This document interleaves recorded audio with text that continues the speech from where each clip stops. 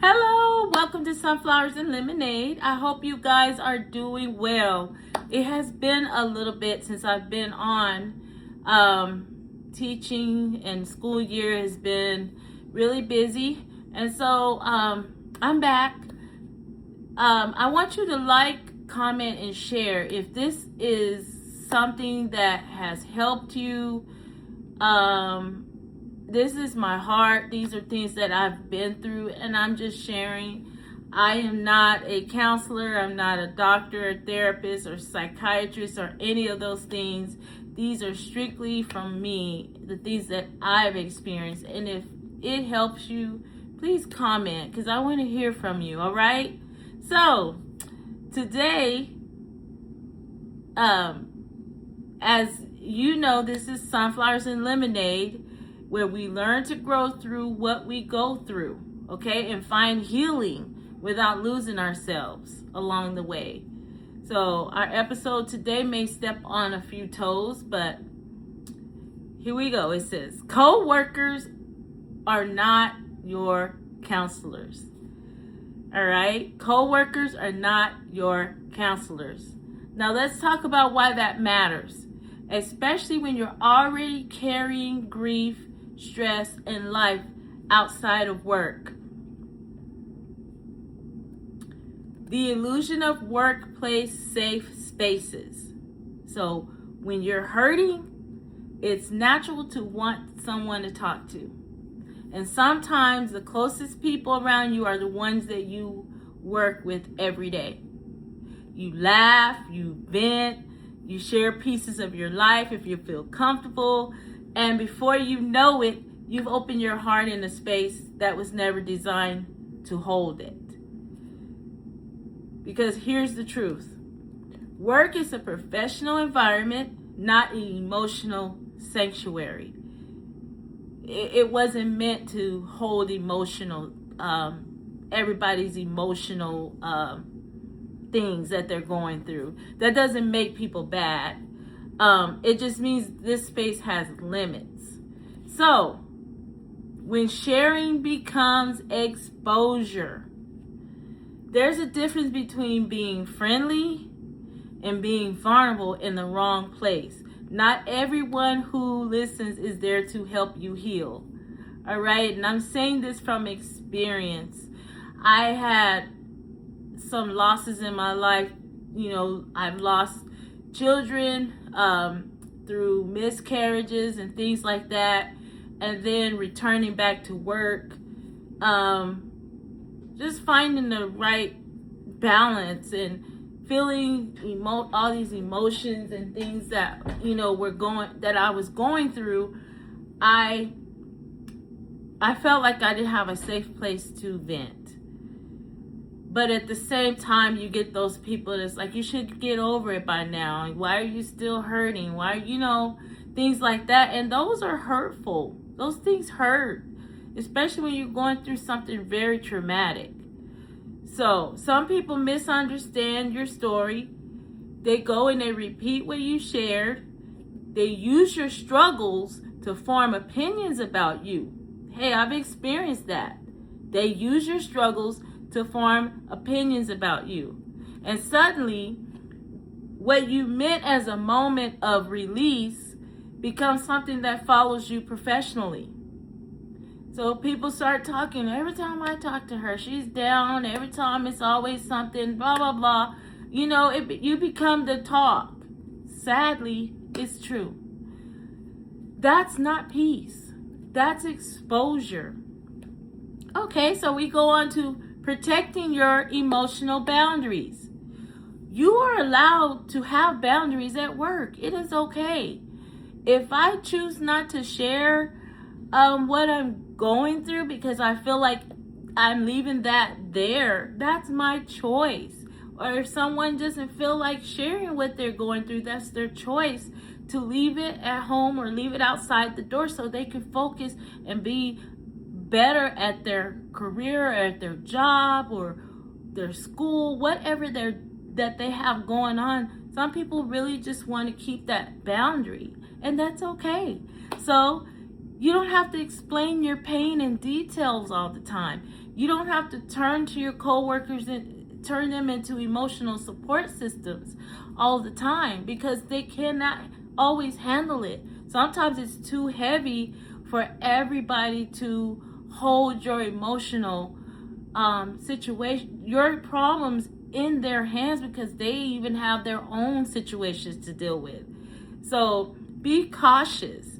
Be cautious. Instead, you can say, I'm going through some things, but I'm handling it.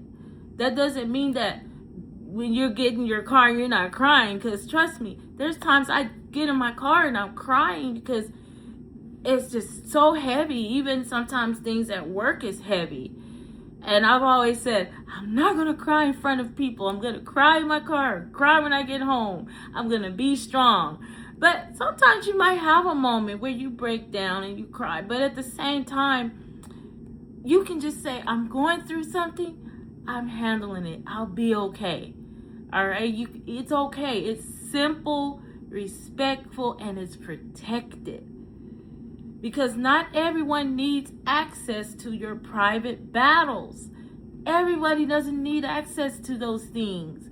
I've been through some major battles, and some things I had to deal with out in the public, and it was hard, but at the same time, I had to know how to keep myself protected and how to have a boundary, because sometimes you can try to get out there and fix it and try to explain it all, and it just makes everything worse. So I've had to create boundaries.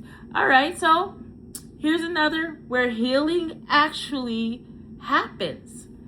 Where healing actually happens. If coworkers aren't your counselors, then where do you go? If coworkers are not your counselors, then where do you go? You go to spaces that are safe, confidential, and equipped to help you heal. That might look like a licensed therapist, a trusted mentor, a close friend who has proven they can hold your truth, or time with God in prayer and reflection. Those are very important.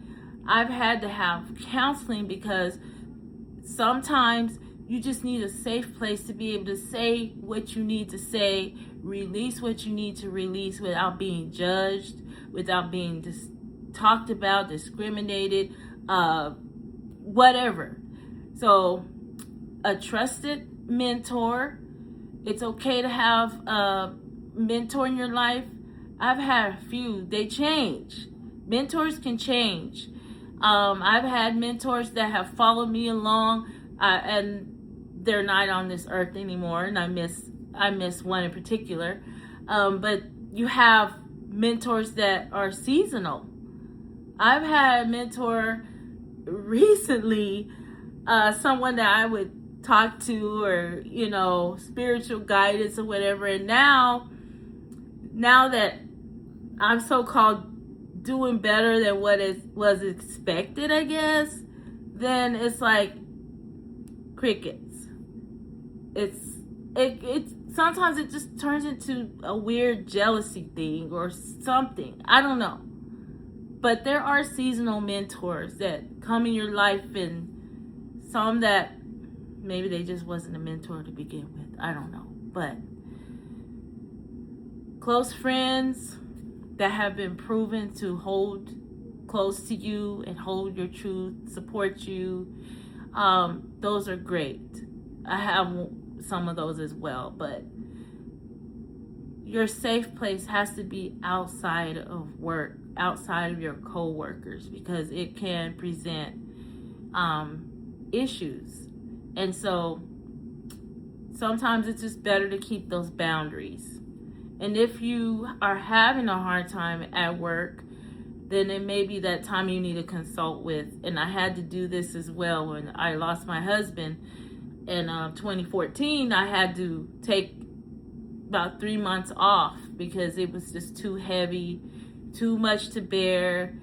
The pressure around me was making it more harder for me to function at my job because it was just so much, and I was required to help another teacher at that time and doing lesson plans for me and the other. It was a lot. So I just had a moment where I just came to work and I was like, I can't do this anymore. I have got to take a break. And it was the best thing I could have done for myself. The best thing, because not everyone is going to understand your grief. They expect you to get over it really fast, and it takes years to get over it. There's times right now where I still have moments where I'm just like, man, life felt so unfair. There's things that have gone, I'm like, that was so unfair. Lord, why did I have to go through that? Why me? And there's just so many people that feel that way. And if you're feeling that way, hold on. The pain gets easier. It gets easier. And so, moving on, the Bible reminds us in Proverbs that the wise seek counsel, but it doesn't say seek it everywhere. Healing requires the right environment. So we're looking at staying kind without oversharing. So this doesn't mean you become cold and distant at work, but you can still be kind, you can be supportive, you can still build positive relationships. But you also have to be wise. Not every conversation needs your full story. Not every question requires an answer, a deep answer.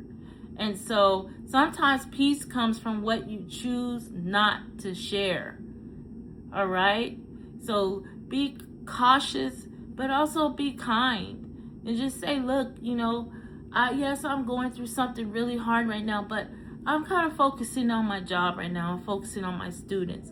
I've got to be available for them. I've got to be available for my family, or whatever the case is. And so, especially when you're grieving, grief makes you more vulnerable. It softens your defenses. It makes you want comfort anywhere you can find it. And that's when boundaries matter the most. Because in those moments, you're not just sharing, you're entrusting pieces of your heart. And I say this with all sincerity, because I made that mistake of someone who came into my life and he was letting me confide in him, letting me give him sharing my pain, sharing how I felt, and then he just took advantage of it. All right? Just took advantage of it. So be cautious. Make sure you're placing the trust in the right hands. Make sure that you have the boundaries in place. Because in those moments, you're not just sharing, you're entrusting your heart to someone else. Make sure you're placing it in the right hands. All right? Just because someone is close to you in proximity doesn't mean they are close enough to carry your pain. Protect your heart, protect your story, and protect your healing. Because you deserve spaces where you can fully be seen without it costing you your peace or your professionalism. And remember, not every place is meant for planting seeds either. Some places are just where you work. All right? Thank you for joining me on Sunflowers and Lemonade, where wisdom helps us grow and boundaries help us to stay whole and to heal. All right, I'll see you next time. Know that I love you, but God loves you more. Be blessed. Click, like, share, and comment, guys. I want to hear what you have to say. All right? Bye.